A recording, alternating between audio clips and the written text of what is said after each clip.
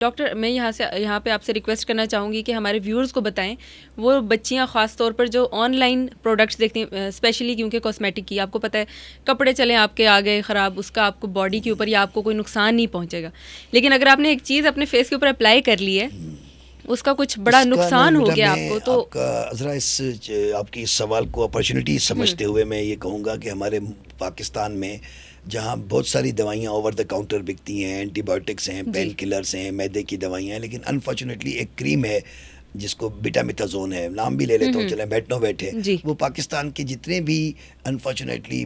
Groceries ہیں بچیوں کی جن کو نالج نہیں ہے، وہ بیٹنوویٹ پہلے چہرے پہ لگا دیتی ہیں، اور اس سے شروع میں پہلے 5 دن نا بالکل ایکنی غائب ہو جاتا ہے، کیونکہ وہ اینٹی انفلیمیٹری دوائی ہے، اسٹیرائڈ ہے، اور جب اس کے بعد جب ہوتے ہیں تو وہ steroid induce acne normal acne سے بھی زیادہ مشکل ہے ٹریٹ کرنا، مورلی بھی ٹریٹ کرنا مشکل ہے، فزیکلی بھی، فائنینشلی بھی، یعنی ہر ایسپیکٹ اس کی ٹریٹمنٹ کا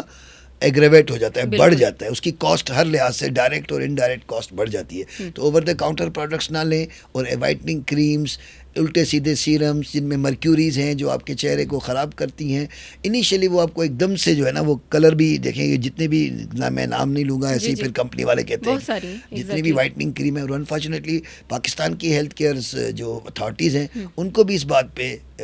دیکھنا چاہیے کہ یہ جتنی بھی ان ایتھیکل اور ان ٹیسٹڈ دوائیاں ہیں، اور بالخصوص ہر کریم، ہر فیس واش کو نا کوالٹی انڈیکس اس کا بننا چاہیے، اس کی چیکنگ ہونی چاہیے کہ اس میں مرکیوری اور اسٹیرائڈز تو نہیں ہیں جو انیشلی ٹھیک کر کے بعد میں ڈیزیز کو اور خراب کریں۔ بالکل ایسا ہی ہے